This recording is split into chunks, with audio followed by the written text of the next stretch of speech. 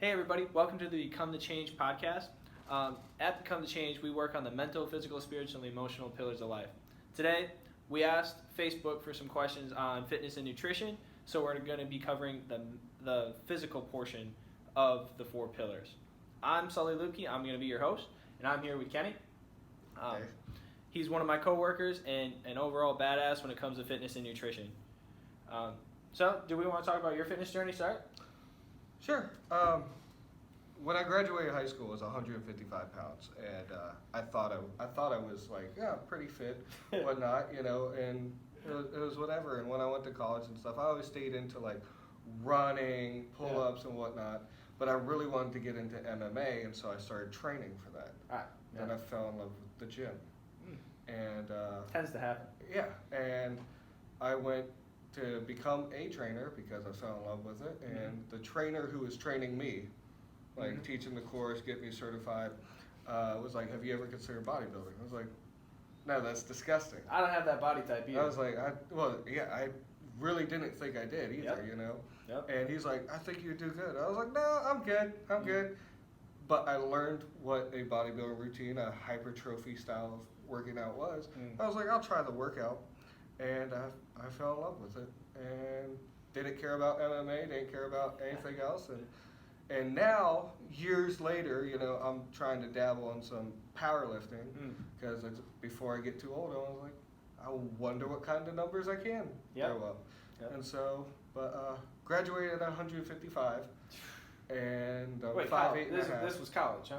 No, graduated high school. Okay. I was about to 155. say, I didn't think you stayed there.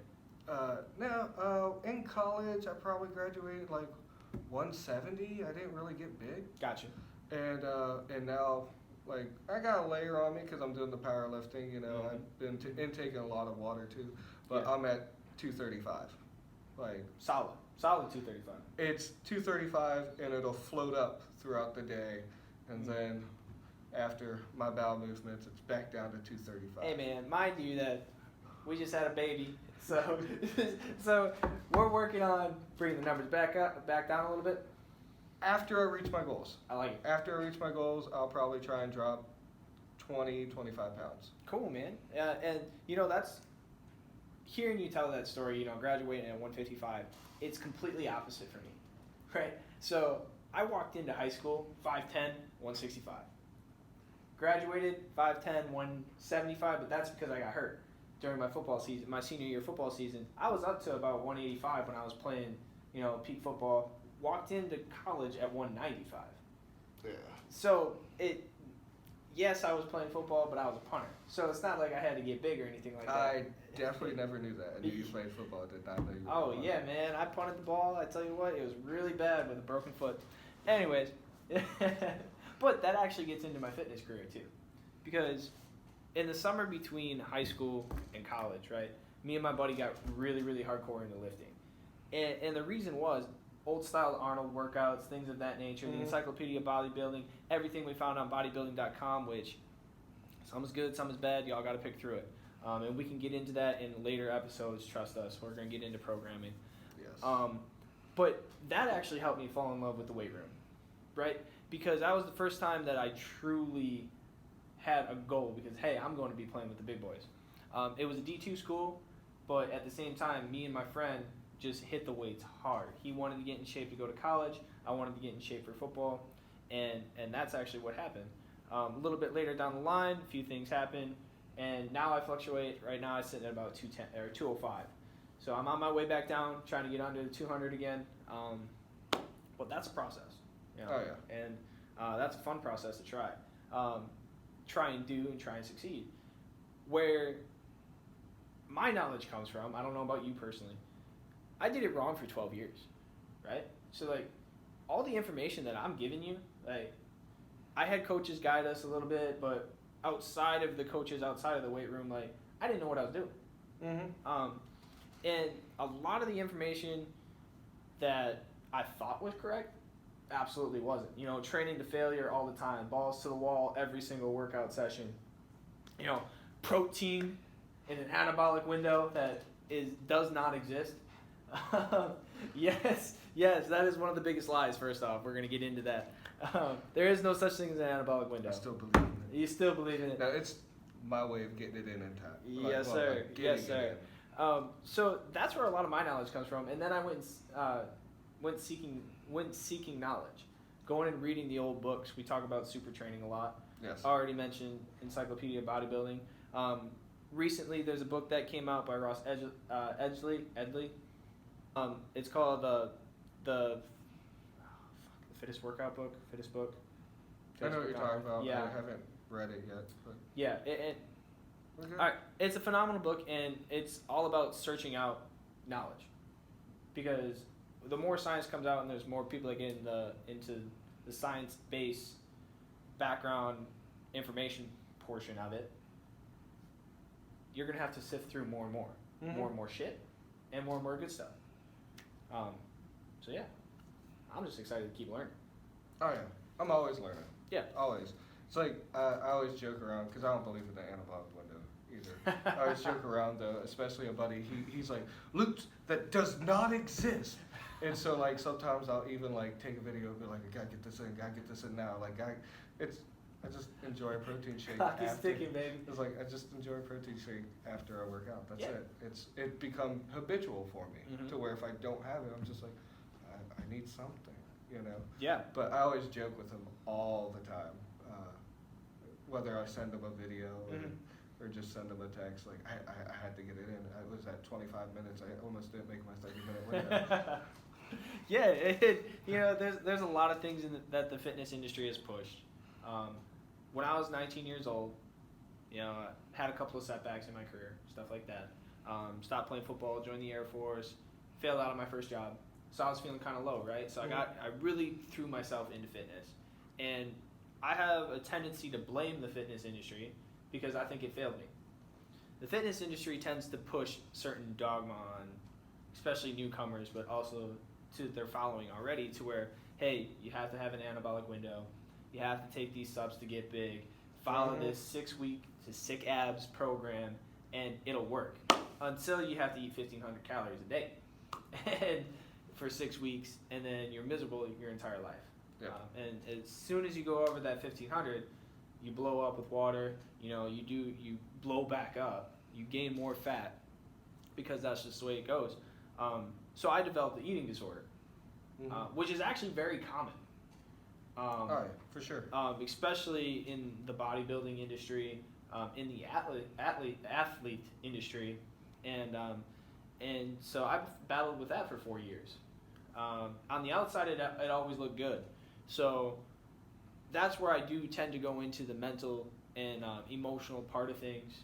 I know we're keeping it to the fitness portion today, but I dove deep into that because my belief was what I am putting on the outside, it doesn't matter what I'm putting on the inside, but we could get into the binge and purge, and we are going to get into that a little bit later when we're talking about meal plans and all that good stuff, intermittent fasting. But that's what happened to me. I fell into a trap. And the fitness industry is out there, you just got to sift through it. And I'm leading into that because I sift through it by finding kind of Spartan racing, long distance endurance racing. I got into the CrossFit, now I'm more into the functional fitness portion, dropping the AMRAPs, dropping, the time caps and stuff like that, and just focusing on the true movement. You mentioned, though, you're more into the powerlifting. Right now. Yeah.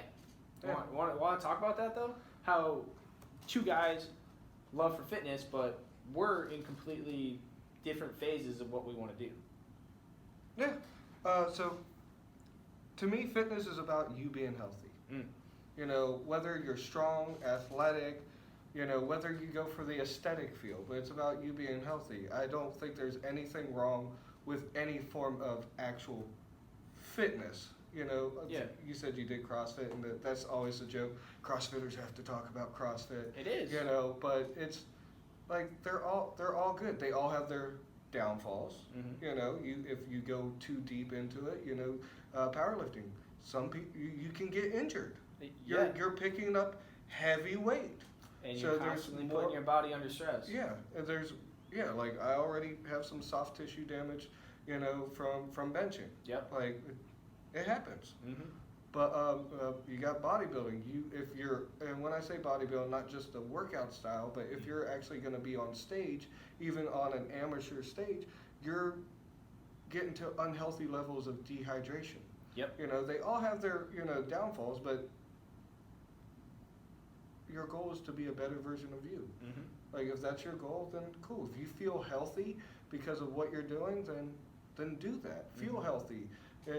Like you said, we're getting into the fitness side today, but it all goes together. That emotional, that spiritual, that mindset. Mm-hmm. You have to feel healthy. Yep, absolutely. And there's a big thing in fitness, especially when we're getting into the bodybuilding stuff, right? Is that it's all fueled off of an insecurity, and a lot of that's true.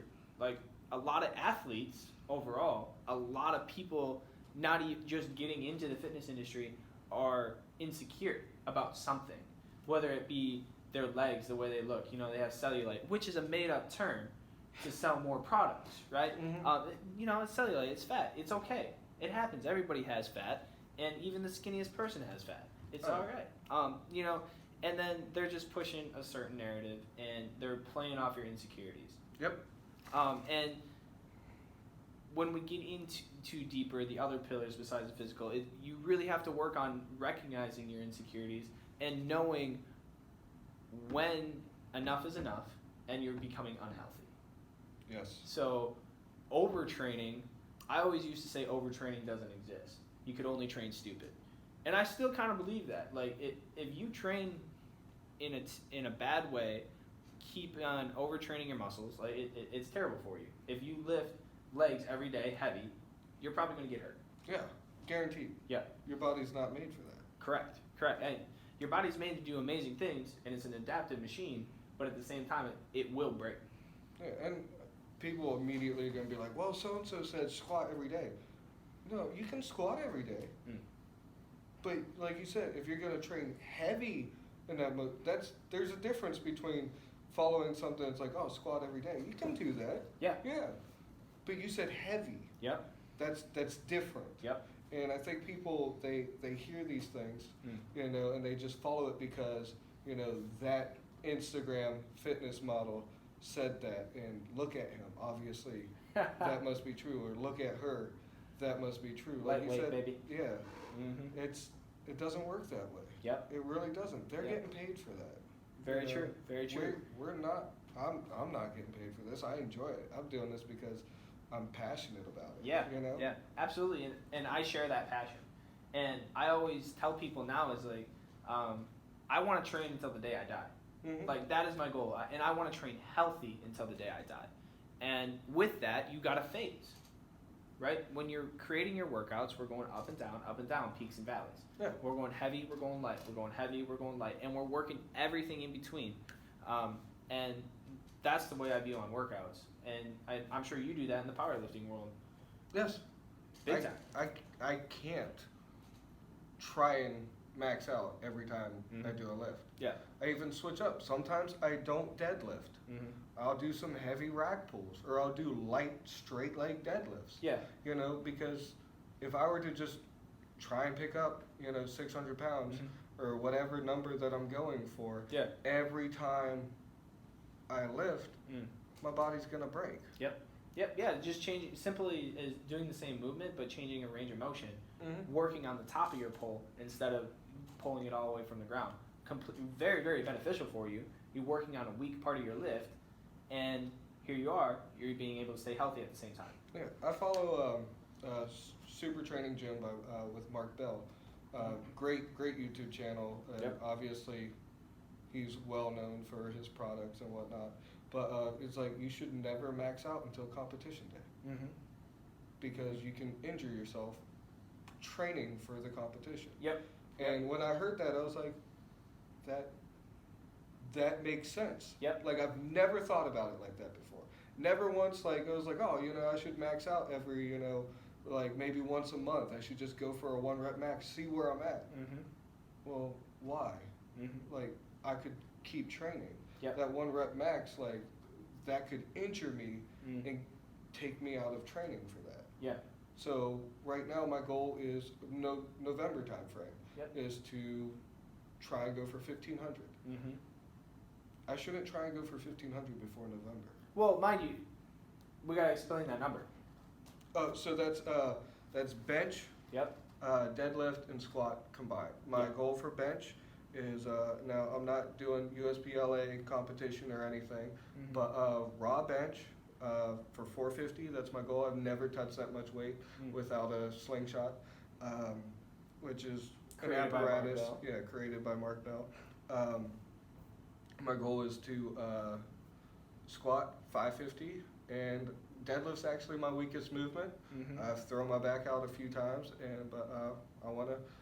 I've have done 520 in the past, but my goal's 550 without, or 500 without lifting straps. Got it.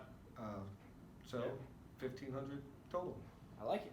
I like it, and that's a great goal, and that proves that we got to be working towards something. Mm-hmm. Right? You said you're not going to do that until November, but you're phasing your training all the way up until that. Yeah, I still do heavy singles. Yep. But it's not my 1 rep max. Yep. But my heavy singles should increase little by little. Mm-hmm. And that'll give me an idea. That'll Yeah. let my body know. It helps my body adjust to a heavier weight. Yeah, and I would have to say that with social media, what are your numbers has become so popular, Mm-hmm. and it's actually to a detriment to the casual lifter.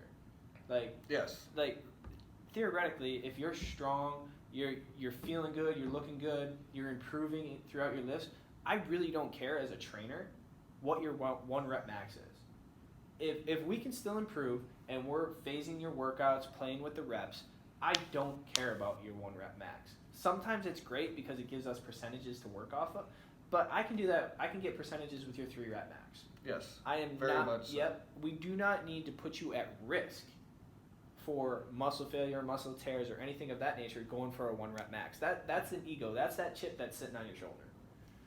And I think you proved it by just saying like, hey, I'm not even going up for it until November. Yeah, if I get hurt Mm-hmm. training for this, Mhm. then I can't train. Yeah, 100%. And what's the most important part? The training. Exactly, doing the work. Yeah. Yeah. My day's not complete if I don't train. Oh man, I tell you what, if I get up and I don't train, I go stir crazy. There's just something about setting up my day, getting the adrenaline going, getting the adrenals pumping, and then being able to use that momentum to lift me through my day. Mm-hmm. Maybe it's the caffeine. Now, sometimes my training isn't a workout at the gym Mm-hmm. because I know I need a rest. Yep. I'm lifting heavy weights and stuff. Yeah. But it may be my training is, baby, let's go for a walk with the kids. Yeah. And we walk for a half hour. Yeah. That's still training to me, Mm-hmm. especially with the heat that's outside right now. Yeah, we're sweating bullets right now. So where we are, it's getting about 110 degrees every other day, so it's a fantastic time. Still better than cold, if you ask me. Yes. But a lot of people underestimate or underrate a 30-minute walk. Mm-hmm. Like, that's 4,000 steps. Pushing 5,000 if you're going at a brisk pace. You're chasing kids, so I don't even know what you end up with. But Tripping. you tripping. Yeah, and I don't have to deal with that yet. Whew. But there's something about that low impact cardio, Mm-hmm. right? You're still getting movement. You're enjoying the outdoors, which humans are actually designed to do. Yes. We're whether you like it or not, we're great apes, and we just have the blessing of a better brain, and so we need that movement. We need that connection to the earth, and that some people say it's woo woo, but go outside and walk, and I bet you'll feel better than walking on a treadmill. There's just something different about it. It is. Mm-hmm. It's natural. Yep. If it wasn't so hot and it wasn't on asphalt, like I would rather walk barefoot through the grass. Oh. It was just, for me, that's a connection. I grew up a farm boy. Yep. There's a connection of being outside. Granted, I have allergies and I hate being outside at times. But I'll get you your Claritin, good sir. I got Zyrtec for days. There it is. There it is. So cool. Yeah, we covered phasing training a little bit. We covered no need to max out necessarily unless you're going for a competition or pushing yourself to the absolute boundary, which a majority of us aren't. We're just going to enjoy working out. Mm-hmm. And that's important. Getting it in. Whether you choose 3 days a week, 2 days a week, get a nice walk the rest of the day, say your prayers, talk to God, talk to whoever you want to talk to. That's your me time to kind of set you up for the rest of the day. Yeah. So yeah, that's pretty cool. What do you say we go into Q&A? That's fine. All right, nice. So we got some good questions too. Absolutely, I'm excited for this. So what we did, we went to Facebook, asked people if they wanted some nutrition and fitness advice, and we ended up with a few good questions here. So we're gonna lead off with Joseph Hella. He's just like, there's a lot of protein options out there. To no surprise, each one claims to be better than the rest. Which kind of protein, whey, soy, etc., is better for you? I would like to hear your thoughts on the topic. So, you want to lay this off? The biggest thing is the amino acids. There's a profile based in protein that's your amino acids. That's a building block of protein. And whey of those choices, granted, I know you have vegans out there, so you do what's best for you, what's in your convictions. But whey has generally a better amino profile, whether it's your isoleucine is at a certain level or whatnot, but you want that. I always tell people to eat your protein if you have a choice. But depending on your job, maybe you just don't have time for a meal. Maybe you don't have a microwave. Maybe you're a police officer and you're in a squad car and you can't go. Then have a protein shake. And live in the means that you're able to have. But that amino profile is the most important part. Don't listen to the marketing that's there. Generally, that Optimum Nutrition or whatever basic brand that you have is going to do just fine for you. Mm-hmm. Yep, and honestly, so talking on this topic, I used to take protein shake multiple times a day. Mm-hmm. Right? Me too. Before, after, and it is a little bit of a ploy by the fitness industry because we can get everything we need from real food. Yeah, it's preferable. It's definitely preferable. Your body actually wants that. As Kenny said, like sometimes it's just not possible. For me, I go for the cleanest protein and the fastest absorbing, and that just happens to be whey. I know a lot of people push BCAAs out there for the leucine, isoleucine, and valine. And that happens to be in your protein shakes, right? In a higher concentration as well. So it's kind of doubling it up and can actually be at a detriment at times because we can be adding fake sugars with all the flavored drinks that we have. And honestly, a lot of these supplements, especially protein supplements, they want them to taste good. So the question is, like, what are they adding to make them taste good? And so for me, sugar. And it's not listed as sugar. That's the thing, is that they'll put 0 grams of sugar on there. They're going to add sucralose, they're going to add fructose, and they're going to add all these other sugar alcohols, right? All this different kind of stuff to add to the flavor. And honestly, that's what you have to look out for. Vegans do it, soy does it, and especially whey, because there's a heck of a lot of whey protein out there. Yeah. So for me personally, because I work an office job, I get all my food or all my nutrients from food. I no longer take a protein supplement. And when I did, it was Organifi, which happened to be a vegan protein. It has a great profile from multiple different sources. And it's third-party tested, 100% organic, and that's why I like it. Yeah, and you probably paid a little more for that. Absolutely. But you knew what you were getting. Absolutely, and I pay for that price point because that's what I want. Yeah. Other proteins work. You just got to know that when you buy the $20 brand from Walmart, more than likely it's going to give you gastrointestinal issues. And that plays big into it too. I did that once. Once. That 6-star, whatever it's called, got you, didn't it? Woo! $20, I tell you what. But this plays into it too. So some of us lactose intolerant, some of us whey protein just doesn't mix with us. Whether it be, leaky gut syndrome or something of that nature, we have to go towards a soy and a vegan protein. Or I know, was it carnivore has that all beef? Yes, the all beef protein.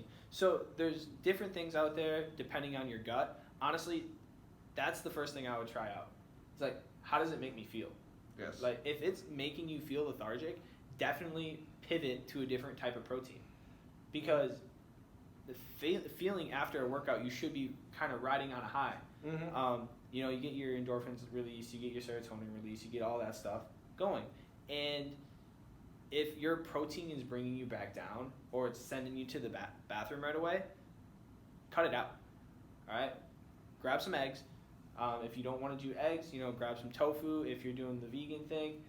There's plenty of options out there that you don't even necessarily need a protein shake. But when you do, try to go organic. It's a little bit more expensive, but you know where everything's coming from. And honestly, if you're trying to go for fast acting, whey protein is the best one on the market. It is. It's generally the cheapest too. Generally is the cheapest because it's so mass produced and they want your money. Yeah. So they lower the price point. It's pretty phenomenal trying to see these companies try and bid for your price or bid for your service. So that was the first one. Satisfied with that one? Oh, definitely. Yeah. So watch out for the marketing schemes. Really. Yeah. Hey, I'm telling you that beautiful shiny new label.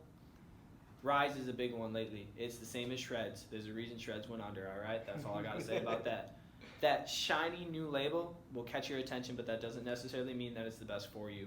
Take a look at the label and see what's all added into it, and then determine if that's something that you want to consume. So our second question is, it was upvoted a couple of times. It's by Rick Fox. How do you gain muscle and lose fat? Do you recommend intermittent fasting? And what should your calorie intake be? This one hits home. Yes, we were talking about it a little bit earlier, and we just kept talking about it because there's a lot. It's a really good question. Do you want to start it off, or? Man, so the first portion is gain muscle, lose fat. I swear, this is everybody's dream. Gain muscle, lose fat at the same time. Summer is right here, now that we are officially in summer. And everybody wants, not everybody, but some people want to lean out. Unfortunately, I would say that this is near impossible unless you're a genetic freak. Yes. In order to gain muscle and lose fat at the same time, you have to have some supreme genetics that I don't currently own. I know. No. Like I said, after this, I have to do a cut. Mm-hmm. Like, I'm not getting bigger right now and staying lean. I'm just getting bigger. Yeah. Like, adding strength, size, muscle. Yeah. However, we're also adding a little bit of fat too, mm-hmm. because we need to be able to. We need our skeletal muscle system to handle that amount of weight. So we need that extra fluff. Oh yeah. And there's nothing wrong with that. Gaining muscle and losing fat, it's going to be a constant dichotomy. Like, what do you want to do? That's the first thing that we got to figure out. Is like, all right, let's keep it simple, right? So there's the old adage, KISS, right? A lot of people think it's keep it simple, stupid. No, I don't believe in that. I believe it's keep it simple, smarty, because we're smart, we're great animals, and we can create a plan to where we can either lose fat first or gain muscle first. And like I said, it's very hard to do it at the same time. So why don't we do it 6 months, right? Mm-hmm. And 3 months we're going to gain, 3 months we're going to lose. So in 6 months we actually have something to show off. Instead of trying to do the same thing at the same time, and in 6 months we're in the same spot, wondering why we didn't get fit. So how we do this is actually pretty simple. We phase our programming. Oh yeah. So basically, if we're trying to gain muscle, we're going to be lifting heavy. Mm-hmm. And we're going to be eating at a calorie surplus. Yep. And calorie surplus has to be 250 to 500, give or take. You don't want to cram food down your throat just to gain weight, because then you'll be gaining a hell of a lot of fat, and that's the opposite of what you want to do. You want to be able to gain muscle. Mm-hmm. So, you can jump in here anytime you want. Yeah, it is. Let's gain, let's cut. But when you're doing that, you have to be consistent. That's one thing we've talked about, is like, if you partway through your gain, it's like, oh, I'm going to do a 3-month bulk and then 3-month cut. You don't want to get a month in and be like, oh, I'm just going to start cutting now. Mm-hmm. Like, if you're going to set a goal, stick to it. Yeah. You really have to, because you're going to fall back and just be where you're at, and they're like, well, this never worked for me. well, you didn't do what you were supposed to do. Mm-hmm. So it could have worked for you. You didn't work for you. Mm-hmm. Yeah, and with that, so let's talk about bulking. Okay. So we're gonna go first 3 months bulking, right? I already mentioned 250 to 500 calorie surplus. Mm-hmm. That means that you're eating more than your basic metabolic rate, which there's calculators out there. We can search it. We can throw it in the show Just notes. Google it. It's everywhere. Yep. But it also depends on your output. So like, did you lift weights or did you only walk in a day? Did you lift weights and then you have a strenuous job, or did you lift weights and you sit at a desk all day? Mm-hmm. Your output is going to determine how much you're going to eat throughout the day. Obviously, what we're pushing for is the kind of cycle here. So on high output days, meaning that you're doing weightlifting, you're going to work, you're staying busy, everything of that nature, we're going to be eating a few more carbs, right? And then on low output days, today's a rest day. Obviously, we're going to try and take our carbs out. And if we want to, I'm actually going to let Kenny explain macros a little bit more, because that's what he loves to do. So we're going to keep it simple. There's protein, fats, and carbs. We're not going to get into the alcohol and stuff right now, but protein, fats, and carbs. With that, there are essential amino acids we were talking about earlier. That is the building block of protein. So there's essential protein. There are essential fats. There's no such thing as an essential carbohydrate. Can they be beneficial? Yes, obviously. They are a great energy source, but they are not essential. So when you adjust your diet from a workout day, a training day, to, hey, this may be a rest day, the thing you should adjust in your diet is the non-essential part. Your carbs should be adjusted. Mm-hmm. Because that is, otherwise your body's not utilizing it. We could go into the breakdown. That'll be another episode, I promise you. We could probably talk for a few hours on We're that. going to talk about macros, just us. But that should be the thing you adjust. And when we say carbs, that's the sugars in your life. That's the starches. You have, yes, you like pasta. Cool. You can have pasta. That's fine. But you also had a Coke. Like, you have to count that sugar. And you had fruit. Fruit is good. Fructose can be good for the body. But that's still sugar. You have to count that. You can't be like, oh, yeah, well, I just had an apple. Or maybe you had a basket of strawberries, and you're like, oh, I was told It's growing natural. up, fruits and veggies are good for you. Well, yes, they are, but you still have to count that. It doesn't mean they're not a part of your diet. Mm-hmm. And so for me, like he was saying, about 250, 500, obviously everyone's a little different. For me, with carbs, on my training days, what I'll do is I'll have an extra, cup of rice for one meal, and then, it's like, hey, yeah, I'm going to have a little bit extra fruit. I love apples. I love bananas, like, I enjoy fruit.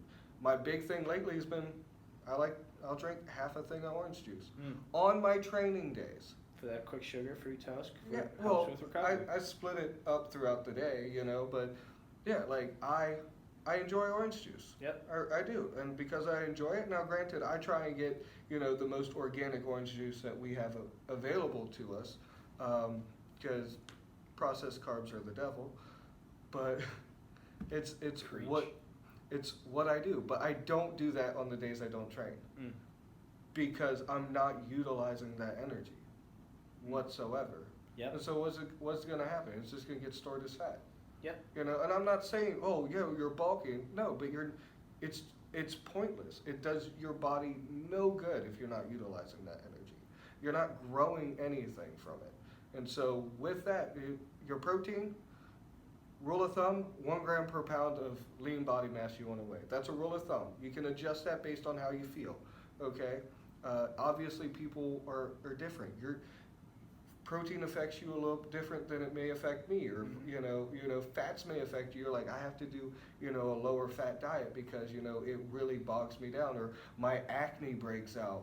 My acne breaks out whenever I have too much fat in my diet. Mm-hmm. It just is what it is. So learning what works for you, but the carbs are the one that fluctuates based on your training. Mm-hmm. Yeah, and that's perfect actually. Let's just lead right into cutting then. Because cutting is just the exact opposite. We're going to go at a 250 to 500 calorie deficit, meaning we're eating a little bit less than our metabolic rate. Yes. And once again, fat should stay about the same. Protein can stay about the same. You can adjust them a little bit to the weight that you want to be, Yes. quote unquote. But this is where carb cycling becomes very, very important. So on training days, as a rule of thumb, when you're cutting, those are your high carb days. You need that extra energy. You need that extra push. However, on opposite days, I would say a very, very low, minimum to zero carbs as much as possible. Yes. Because this is where we're going to get our carbs out of our diet. Mm-hmm. You know, if we can do Monday, Wednesday, Friday on a 3-day training plan and have decently high carbs to where it doesn't feel like we're missing anything, and all we have to do is get through 2, 3, 4 days maybe, and with low carbs, that's a heck of a lot better than starving yourself of carbs every single day. Yes. Go ahead. No, so, and some people, they get done with the bulk. They're like, I'm gonna cut, and they use their same daily expenditure. Yep. And they're like, oh, okay, so I was 250 up, and I want to do 250 low, so that's 500 difference. And they're like, but I'm gonna do 2-a-days. It doesn't work that way. You have to take in that extra workout into consideration, because if you don't fuel for that training session as well, you're just hurting yourself at that point. We're not saying don't do 2-a-days. If you want to do 2-a-days, you have the energy to do that. Awesome, good for you. If you have the time to do that because you're single still or whatnot, or your wife's like, hey, that's what you enjoy, go do it. Do it. But you have to take those calories that you're burning into consideration as well. Mm-hmm. So you may be eating the same amount that you were during your bulk. Yep. Because that extra workout brought you into a deficit. Yep. How many steps are you taking? And then you have to keep 250 to 500. If you go any more, you're setting yourself up for failure because your metabolism's going to crash, and more than likely you're going to set yourself up for a binge because you are going to restrict. Then all of a sudden that Ben & Jerry's looks so very delicious. Oh, that pistachio gets me every time.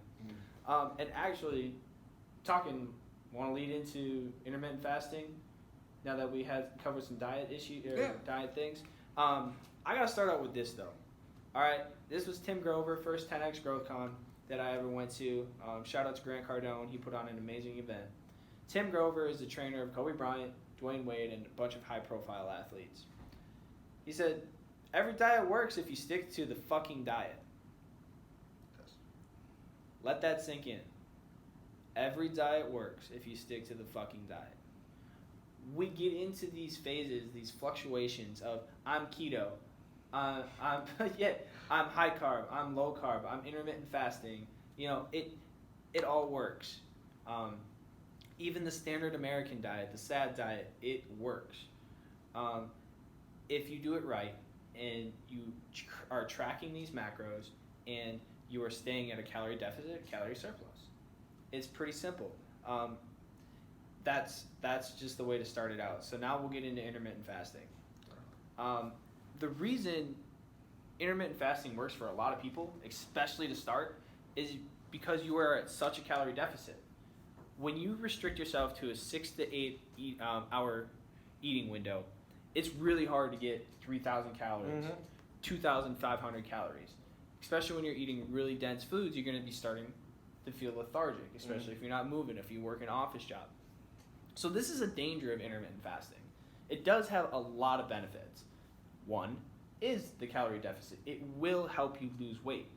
But the question is, how sustainable is it for you? Yep. We talked about having to get to your macros, having to get to your 250 to 500 calorie deficit for losing weight, and then 250, 500 calorie surplus for gaining weight. That's extremely difficult in a 6-hour window. You have to eat a lot of food. Then you're putting strain on your digestive system. Yes. To digest what you normally would have ate in a 12-hour period, you're telling your body, hey, time to crunch, like you gotta get this in 6. Mm-hmm. And then also some people believe that then it's okay to eat very, very sugar-filled foods. Mm-hmm. I need to get my 1,200 calories. I'll go back to my Ben & Jerry's. I need to get 1,200 calories quick. What's an easily palatable food? Just so happens to be a processed carbohydrate. Mm-hmm. And then all that sugar, it leads to a bunch of responses into the body that we'll get into at another time. But it's very, very bad for you. Yes. And then you don't even feel filled up because that pint of Ben & Jerry's isn't much. No. You know, and then after that, a very high palatable food may lead to other binging. Trust me on this one because I was bulimic for 4 years. I loved highly palatable foods. I love sugar. And it'll mess with you, especially if you shorten up and you're very, very strict except for that one little window. You have a tendency to overeat. And then you feel bad about yourself, binge and purge, binge and purge. It's a vicious, vicious cycle. Yes. On the plus side of intermittent fasting, it's great for losing weight. Oh yeah. I personally enjoy it. Yep. But I also I know what I'm able to do. Mm-hmm. You're able to get your calories. Yeah, I'm able to get my calories. And I'm not doing it in a bulk, obviously. It would be a cut for me. Yep. But it's something that I enjoy. Why? I don't like breakfast. I love breakfast foods. Don't get me wrong. Mm-hmm. I can eat breakfast sausage and biscuits and gravy all day long for lunch and dinner. Yeah. But I'm not hungry when I wake up in the morning. So Yeah. I don't want to eat. So I work out fasted. And if anything, you know, like I was joking about earlier, I'll have a shake or something right after my workout. But most of the time, when I'm in a cut, I just wait till lunchtime or, you know, 1 o'clock ish, you know, and that'll be my first meal. Yep. And the benefits of intermittent fasting, obviously being able to easily get to that calorie deficit. Plus the way that it goes on your body, you can eat foods that you actually like because, you know, like you said, you don't necessarily like, well, you like breakfast foods, but you don't necessarily like breakfast, right? Right. So processed carbs equals the whole cereal industry. Yes. What if we just cut out the cereal industry, right? And we'll Lucky Charms. Whole healthy breakfast. But we can cut that out if we are intermittent fasting. Yep. That's great. Now let's actually get some lunch. Let's eat some eggs with our chicken or eat some eggs with our steak. Throw some rice in there and you have a damn good meal. You look at all your breakfast foods. You got cereal, waffles, pancakes, Pop-Tarts. No one talks about steak and eggs anymore, and I love steak and eggs. You know, Yeah. like it's all processed carbs. Yep. Hey y'all, breakfast is dangerous. So intermittent fasting, skip breakfast. I'm telling you what. Those muffins, those 300 calorie muffin bombs, don't do it. Yeah. Once again, it goes back into carbs. It goes back into sugar. And your Starbucks coffee, that's processed carbs too. Okay. Black coffee is good. Well, yeah, black coffee is good, but if you're getting a caramel white mocha with 2 extra shots of espresso and some caramel drizzle on top, and you're saying, well, I didn't have breakfast, you're intermittent fasting, no, you're not. I don't have anything to add to that one because it's so very true. Intermittent fasting is the sustainability thing for me. That to wrap it all up, it is how sustainable is this diet? Can you hit your macros? Can you get the results that you want? Yes. But there's something that I always say that I view everybody as athletes. We can even replace athletes with humans. You know, humans don't diet and exercise. They eat and train, right? So if we are going to eat the foods that are going to fuel our training sessions, if that's the way we want to look at it, we have to feed our body when it needs to be fed. So we can intermittent fast at times, or we can just have our food, go off a feel. If you're not hungry for lunch, there's nothing wrong with not skipping lunch. You can say that you're intermittent fasting, though you already broke your window, it's okay. You don't have to eat in these predisposed times. Your body's smart. It'll let you know when it wants food. You get hungry for a reason. So just think of it that way. They eat and train. Okay, so just eat for setting up for your workouts, and just don't eat to eat. That's one of the big things for me. Well, we kind of covered that one pretty good. Yeah. All right, cool. I love your little quote. Humans don't. eat and train. Like, Yep. That part, like Humans eat and don't train. diet and exercise. We eat and train. Gotta love it. All right, so Michelle Jasper, trying to build a better backside and lean in the waist. Any post-workout recovery recommendations? So let's start out with the first portion of this question. Man, this is the best goal ever. It's everybody's goal. Ah. I heard somebody at work the other day, just talking a bit like when they do legs, like they're always popping that booty in the mirror, and they're like, "Man, I'm looking thick today." And like that's the big thing. Like, are you looking thick? I guess. And I was like, I feel old because I don't talk that way whatsoever. But I just laugh. But everyone, it's all about that booty. It's all about that booty. I mean, look at yoga pants. They're popular because of the butt. I don't know if it's because they're comfortable, because I like baggy pajama pants type person, you know, See, this is where we're opposite, because I've been known to wear my short shorts because not only do I like to look at my quads and my legs and, you know, show it off a little bit, but man, those glutes look good, especially when I'm doing some box jumps. It's some good times. And the go-tos that I go to, it's pretty simple. Yeah. The 3 main workouts will give you the backside that you desire. Mm-hmm. First one's lunge, second one's squat, all types of variations, and the third one's a barbell hip thrust.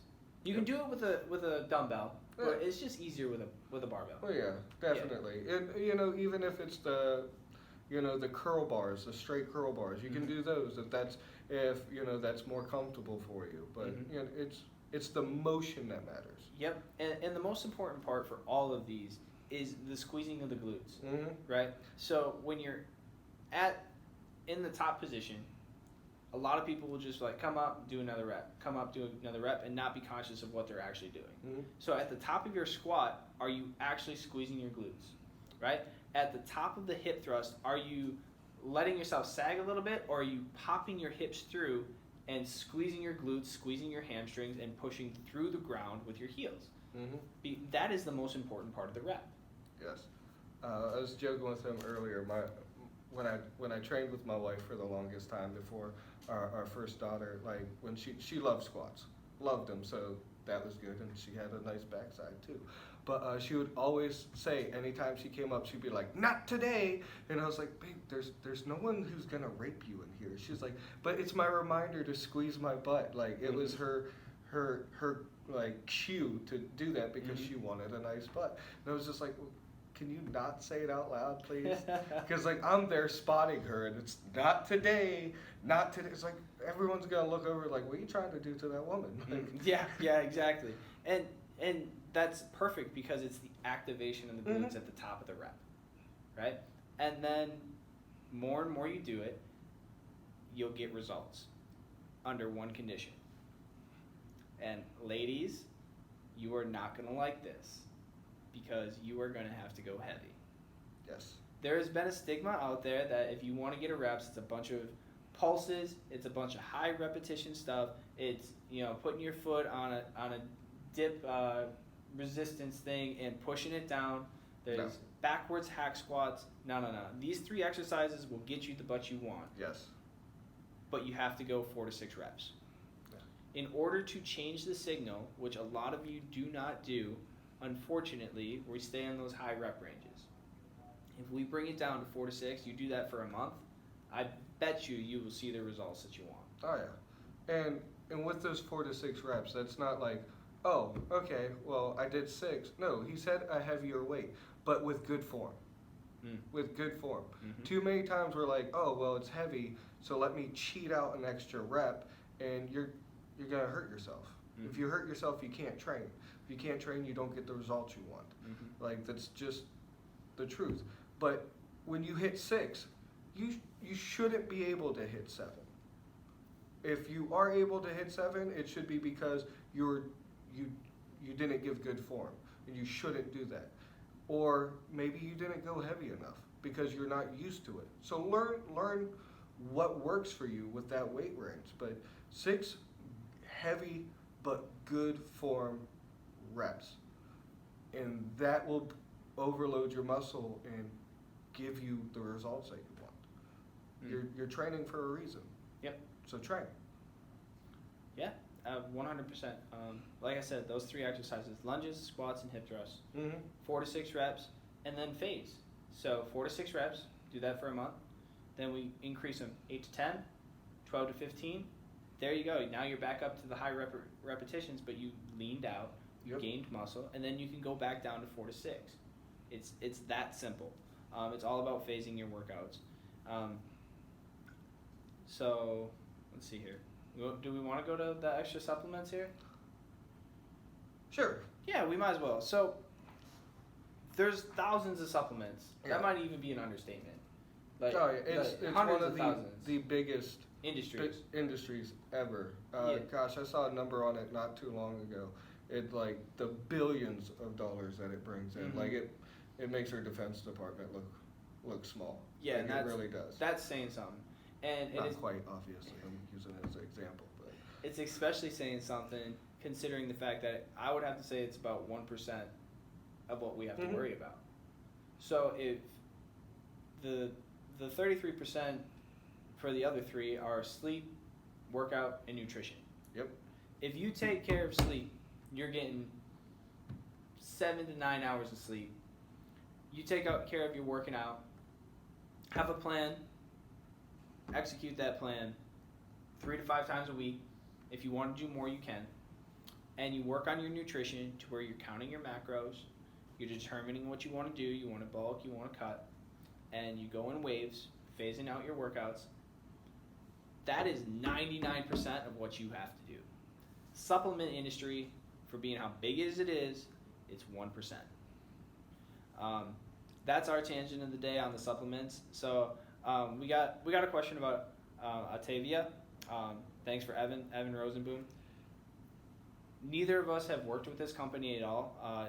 We believe I know replacement. I know of it, but like you said, there's thousands of companies. There's no way we're gonna be educated on every one of them. Yep, and luckily for you and for us, is that we're going to admit when we don't know anything about it. We can go research it. We can go into it. I'm not going to be using this company anytime soon.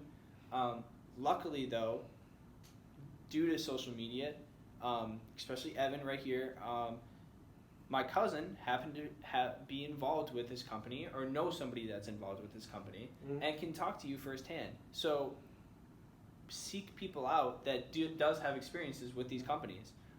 You have to go through the dogma. You have to go through like what they're actually saying to see if it's actually true. But Tina is a certified health coach. She's fantastic. She's an amazing woman. I can say that personally. So Evan, especially for you, go talk to her. She loved you reaching out. For everybody else, search somebody out that does have experience with these companies. Yeah, and don't just go to the company's website. Like, third party's always best. Yep. 100%. And once again, it's going to be made to look pretty, right? The label's going to look beautiful. The pictures on the websites are going to look beautiful. And more than likely, the people that are trying to sell the products are going to talk it up. So it's sifting through the bullshit and figuring out if it's actually truly right for you, or if you can create a plan that meets your macros, that meets... Get back into it. So, basically with Optivia, search out all these companies, all the supplements that we've talked about, search them out. So whey, soy, everything of that nature, all the protein powders, all the caffeines, pre-workouts, all the things that the supplement industry has created in that 1%, that doesn't matter too much. Nope. If you're getting correct sleep, correct workout, and nutrition. Nope. You That's said all you need. you're only on, like, caffeine is all you use. Right Yeah, now, right? currently right now, I have a little bit of a caffeine addiction. I'm stepping myself down, so I was at 600. I'm down to 400 now. In a couple, 2-3 weeks, I'll be back down to 200. And then slowly but surely. It is an addictive substance. It's pretty crazy. I dare you to go without coffee for a week and see how you feel. And it's one of those, like, it'll sneak up on you addictions. It will, because you constantly have to up the dosage in order to keep feeling the benefits. I didn't know I was addicted a long time ago. This, gosh, probably 10 years ago, whatnot. Yeah, it would have been 2010, so 9 years ago. Got a job training or it was in a call center. Mm-hmm. Working in there, we're in training for the first like 3 weeks or whatever, Mm-hmm. and I just brought a pot of coffee with me every day. Yeah. And eventually, well, I drank that coffee faster and faster, and then I got coffee at work. Well, when I stopped the training and Mm-hmm. I left, like the next day, I had a really bad headache, and I couldn't figure out why. Like, It'll get you. it was like, oh, I didn't have coffee today. Yep. Oh, that make like I didn't even know it. Mhm. Caffeine's really easy for people Yep. to fall into. And it might not even be coffee. It might be that Mountain Dew at lunch. Mm-hmm. You know, it could be one Mountain Dew, it could be two Mountain Dews, and all of a sudden you don't have it and you have a caffeine headache. Mm-hmm. And that's why you have to slowly back off of it. I would say, cut it in half every 2 to 3 weeks. Not even in half. Just take it baby steps at a time, and you will be able to get off of it. And that's with every supplement too. You don't need it. All right, let's drive that point home. Foods are better. Yep, foods are 100% better. Like I said, sleep, workout, nutrition, Oh, yeah. and that's pretty much it. If you have any questions, comments, concerns, definitely hit us up, and we'll post where, what, when, why in the show notes. And I hope this brought you a benefit today. I hope this brought you some knowledge. I enjoyed it. Man. I feel like every time we talk, at least I know I learned something new too. Mm-hmm. I learned that you're a punter now. But no, even on top of like just motivation stuff, I love. You say KISS isn't stupid. It's Mm-hmm. Smarties because it's not negative. Like I'm going to use that now. Yeah, man. So anytime we get together, I learn It's something. just one little mindset, and over the coming weeks, we're going to get into every single pillar of life that I love to talk about. And that's the whole point of this whole thing, become the changes so that you yourself can become what you think the world needs, and then implement it. You Mhm. have to become it before you can be it, right? Mhm. So MJ had it really, really close, but first you have to instill it in yourself, and then you take it to the world. And that's what we're doing here. So I want to thank Kenny. Thank you. Well, thank you. And I want to thank everybody for watching. And I'm looking forward to all of us to go on a journey together. And once again, thank you.